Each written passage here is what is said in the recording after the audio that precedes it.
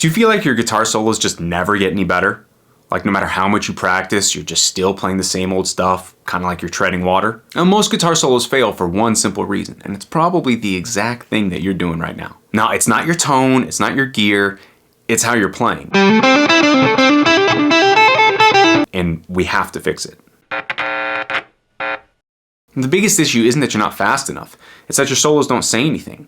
You're noodling, random runs, random licks, no buildup, no tension, no release. And you could spend years chasing speed, practicing exercises, cramming in scales, but without this one simple thing, your solos will always sound forgettable. You need to start thinking in motifs. Short, simple phrases that you can develop, repeat, build up tension, and resolve. That's what makes a solo memorable.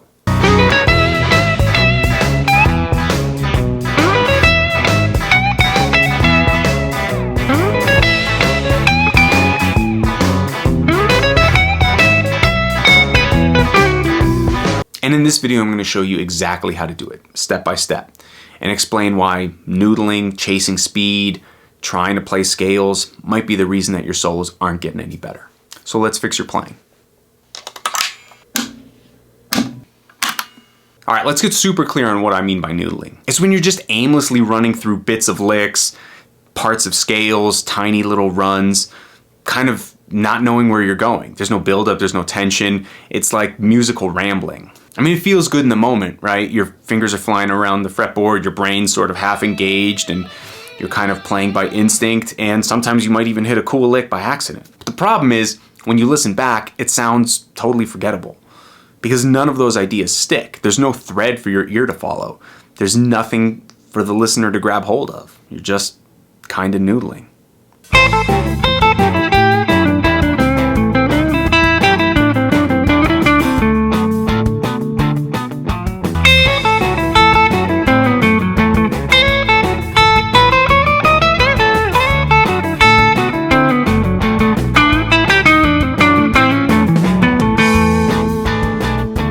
I mean, you hear the difference? The second one has direction. It lands. It's telling a story. And here's where it kind of gets tricky. Chasing speed, thinking about your technique, trying to remember scale patterns, all of that makes this way worse. Because instead of listening, your brain is engaged in trying to do some mechanical thing. And that's the opposite of telling a good story. And unless you break out of that, your solos are always going to sound kind of lame, even to you. So let's fix it. Okay, so if noodling doesn't work, what does? The answer is motifs. A motif is a short, simple musical idea, a small phrase that you can repeat, develop, build upon, create some tension, and then resolve. So you can create a structure for your entire solo with a simple little motif.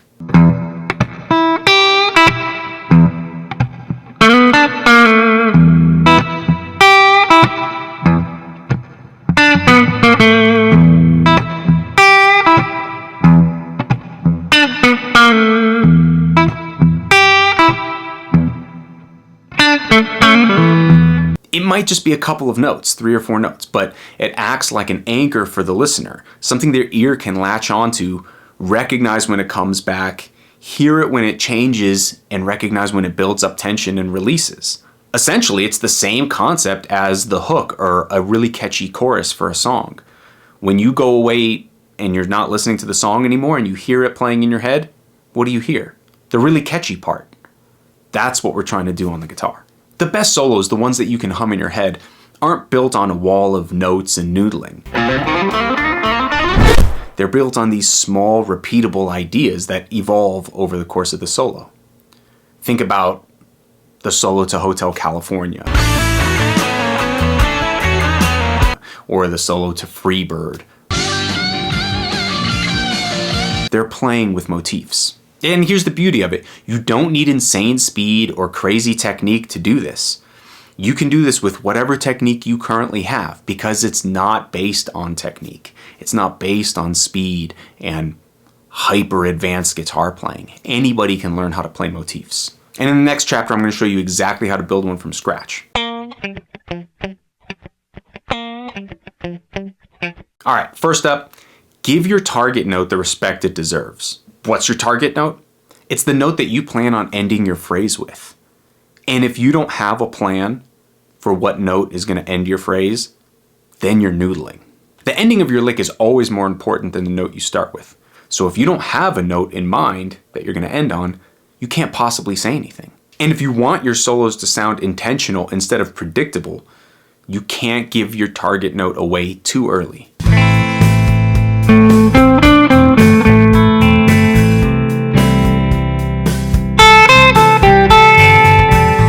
You see how that felt really average and kind of boring? It's because I gave the target note away early. I didn't build up any tension. Think of your target note as your home base. If you run straight home the second you step outside, there's no adventure, there's no story. But if you circle around and actually go out there and explore the world and then land home, then you have something to say. So if you're playing in A minor and you're using the A minor pentatonic scale, and your target note is A, it's the root note, you have to avoid hitting it until the end of the phrase.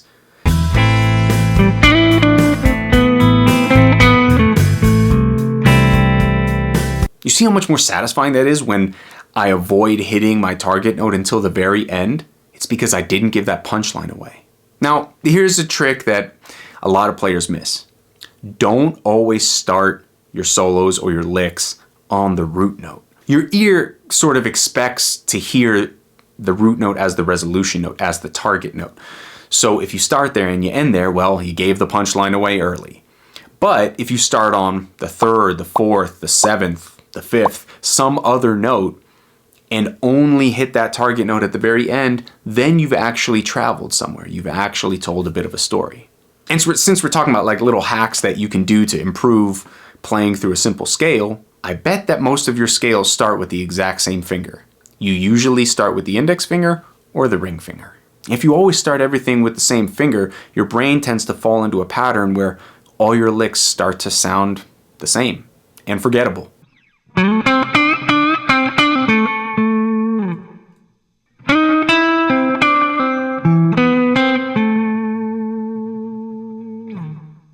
When you force yourself to start on notes other than the root note or a note other than you're used to starting on and using a finger that you're not used to, it opens up a new part of your brain so that you're not just relying on muscle memory, which leads you to noodling.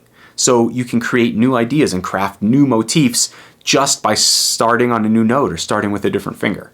So to recap, the first thing you want to do is delay your target note. Find out what note you're going to land on and don't hit it until the very end. Then begin to change the finger and the note that you start with. Don't always go to the same finger and the same note you want to start with.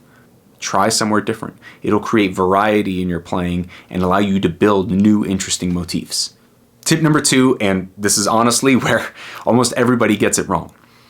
Leave some space.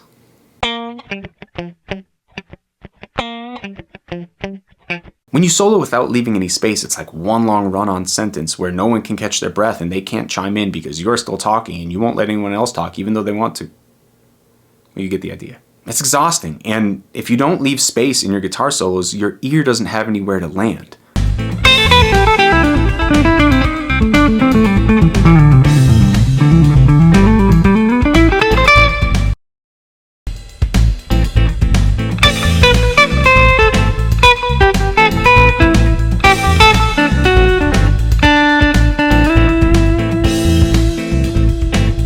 You hear that? The second one actually breathes and moves, and the space in between the phrases allows you to digest it, hear it, and it gives more weight and importance to the notes that I did play. And here is a humongous tip. If you take one thing away, take this away. Stop thinking about pitches so much and start thinking about rhythms. You know, if you're playing along to something, you don't want to be thinking about A and B and C sharp, and what you want to be thinking is bum bum bum bum bum bum bum bum bum bum bum bum bum bum, like a beatboxer.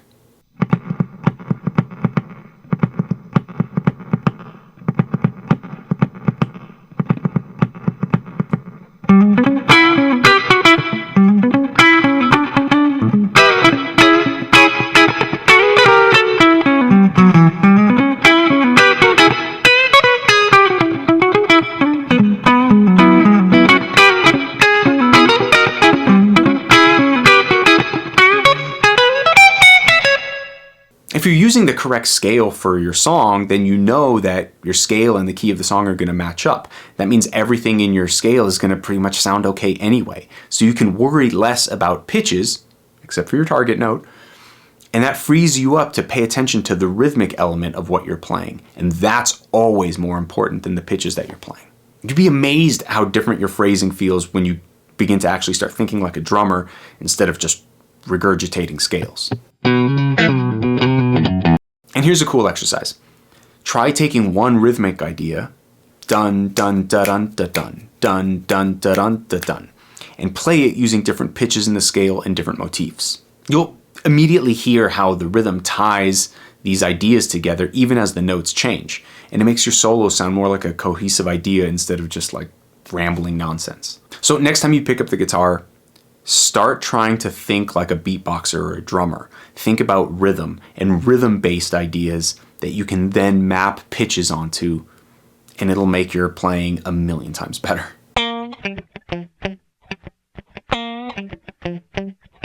All right, tip number 3, and this is a classic bad habit for blues and rock players, people who use the pentatonic scale exclusively. Stop bouncing back and forth from one side of the box to the other. It's like this horrible safety net that just sounds awful. So think about the pentatonic box as having two halves, a lower half and an upper half.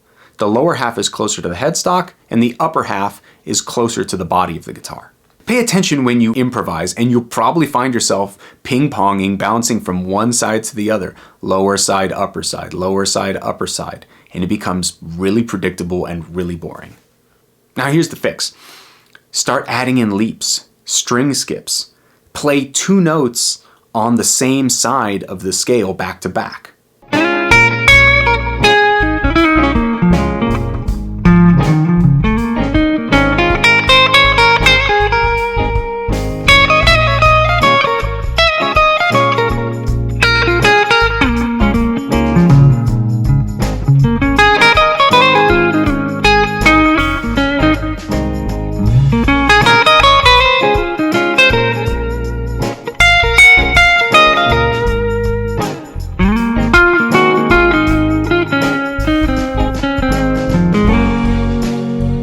You notice how that kind of grabs your ear? It breaks the pattern that you're going to expect.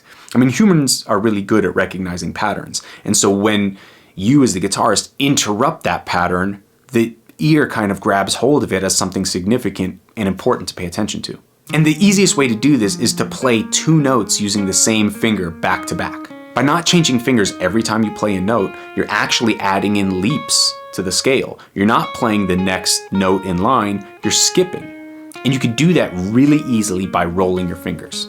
Now, this doesn't mean that that's all you have to do. You can still bounce back and forth through the scale, but adding in these little finger rolls and string skips will create a whole new set of ideas for your ear to listen to. Because once again, you're not playing something super predictable.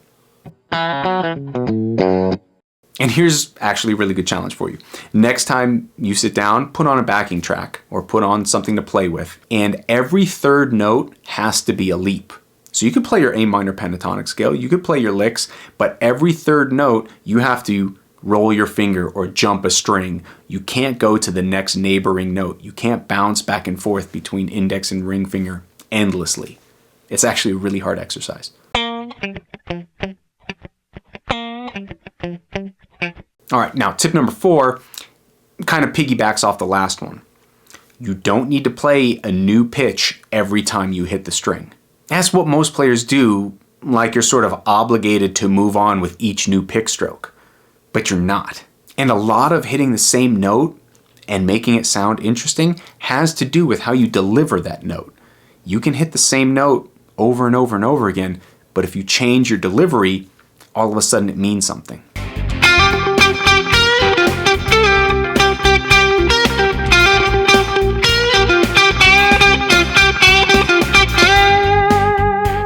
Notice how it doesn't sound stale, because it's not about the pitch you choose, it's about how you deliver it. And one of the best ways to do this is to remember the tip from earlier. Use the rhythm. Allow the rhythm of your phrase to create the variety and not the pitches. And here's a fun challenge next time you pick up the guitar. Pick a note, I don't care which one it is, and see how many ways you can play that note and articulate that note over a backing track. Keep hitting the note over and over and over again. Use a rhythmic idea to play that note. Bend into it, hit it soft, hit it hard, use vibrato, slide into it, slide out of it. Think of all the different ways you can approach that note, combine that with an interesting rhythm, and you're going to sound like you're saying something, even though you're only using one pitch.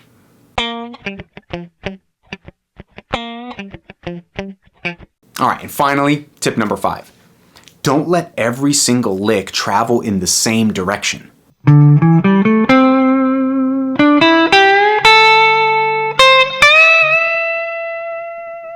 And it's kind of the default for a lot of players, how every note in the lick cascades upward or cascades downward. And it's like this, I'm constantly talking and raising my voice, and then I'm constantly talking and lowering my voice. It just doesn't sound human. And the fix for this is change direction throughout the lick. You go up a little, then you drop down, then you go up, and then you drop way down. And by changing directions, you create this 3-dimensional phrase. You're adding peaks and valleys to your playing.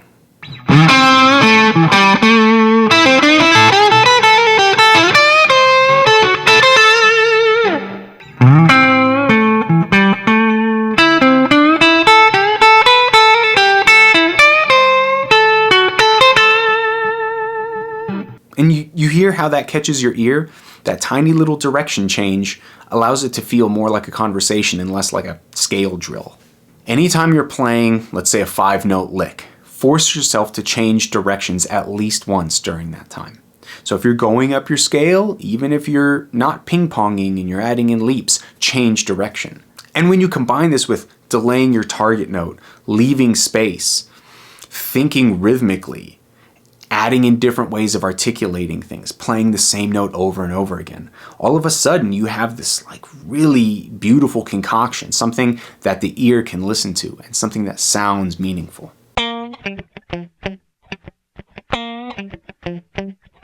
All right, let's address the elephant in the room, speed. Everybody chases it. You've chased it, I chased it. We're guitar players. We want to play fast.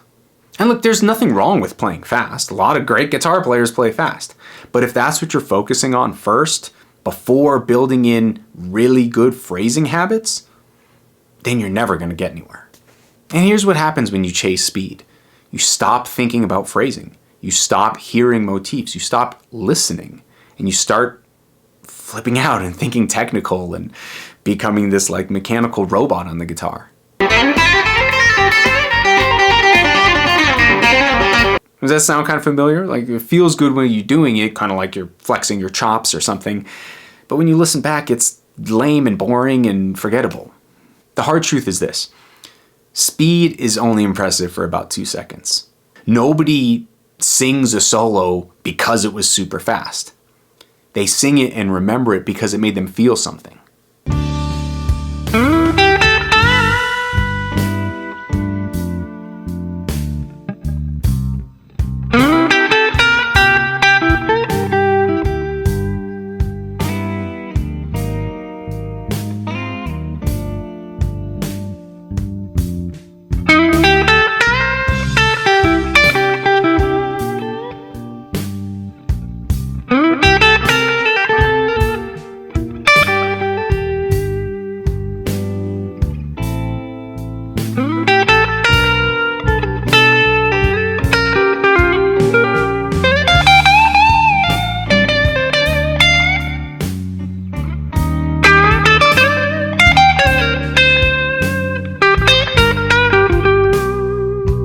Here's what I wish somebody told me years ago.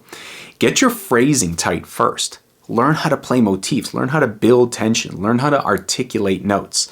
And then, maybe only then, after learning how to control your space, can you sprinkle in a little speed only if it says something.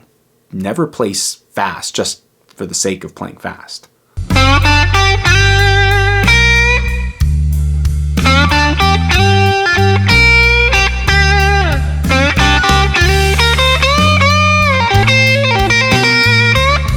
You see how that kind of works? The speed is a contrast, not a constant throughout the solo. It's just like an accent in how I'm saying something. If you take one thing away from today, it's this. Your solos aren't boring because you're not using the right gear or because you're not playing fast enough or because you're not technical enough. It's because you're not telling a story. And the way you fix that is not by learning another lick or trying a different backing track. It's by building better habits, motifs, tension, space, control, rhythm. These are the things that will make your solos memorable. And so here's your next move. Take one of these tips and work on it and try to make it into a habit into how you play. Don't try to attack all 5 of these all at the same time. Learn how to do one really well and learn how to do one instinctively and then move to the next. And trust me, when you start phrasing like this, you'll actually want to record yourself, listen back, and be proud of what you're playing and what you're hearing. In a few weeks, you won't even recognize your own playing. It'll have changed so drastically. And if you enjoyed this video and you want more like it, check out this video above. It dives deep into tricks and improvisation tips that blues players overlook, but could definitely spice up your playing. I appreciate you watching. Now go make your next solo count.